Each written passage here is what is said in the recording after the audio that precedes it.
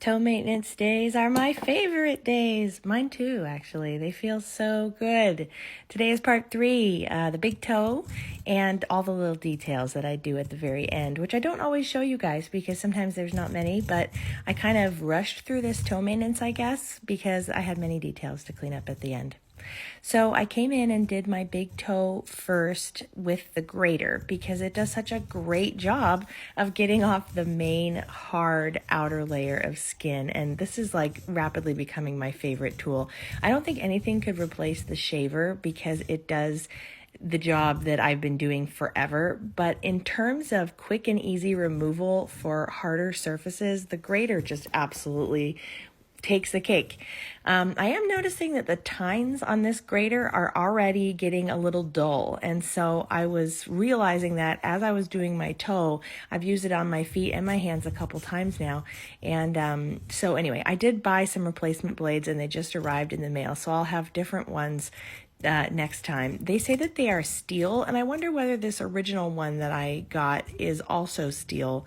I think it is. I think it's just because it's so thin that eventually the little fluted parts where the metal is sticking out a little bit like a grater, they just get rubbed down to be more flat, and then it's not as effective. But it was still working really well. The only part it was struggling on, which I didn't get in the frame very well here, was this ball of my toe, like where it's always kind of moist. In fact, I took off some of the skin on the ball of my foot to try and get into the toe better and see if I could grate it off anymore, but really at this point not much more was coming off. And so to get the rest of the thickness off where it wasn't coming because it wasn't dry enough, I'm using the shaver, which goes so smoothly after using the grater because we've taken off the hardest outer skin, and so now it's a lot softer skin, which is easier to shave.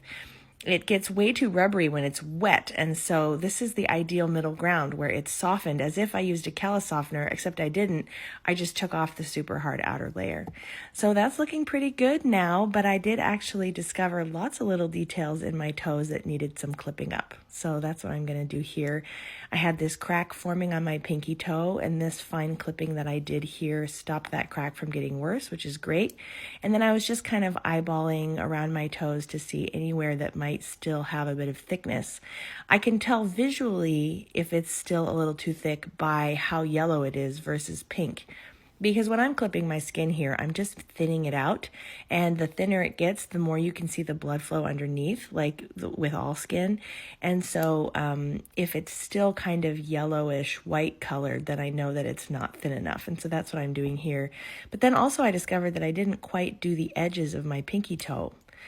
You may find this with your toes as well, but I don't know. So look at your toes and report back to me. But I find the palmoplantar skin, the, special skin that's only on your hands and feet that gets waterlogged when you're in water and turns pruny, and that, has the fingerprint and palm print lines, wraps around my little toe. That was like a long, convoluted sentence.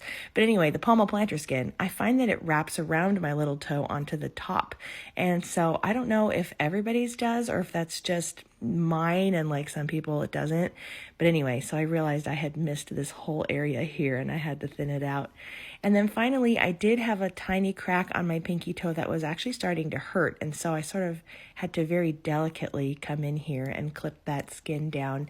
And then I realized that this skin on the bottom side of it was really thick and hard, and I hadn't done it yet. And by thinning this out, it will help the crack to not crack more because all the skin in that whole area will be more flexible. And finally, I just wanted to thank you guys for all of your amazing comments on my last couple of videos where I've been reading messages that were really inspiring and helpful for me to see how much my videos are affecting other people's lives. I needed that moment, and actually the comments on those videos are just amazing, so thank you so much. I'm continuing to struggle with the rejection from the general TikTok community here, and it's not always the hate. Like, I do get tons of hateful comments, but pretty much anyone who comments something like, "Oh my god, trigger warning please," or "Girl, you should really have an intro so we don't have to see this," those people get immediately blocked. But unfortunately, a lot of silent people are flagging my videos and they're constantly demonetized, so it's just hard sometimes.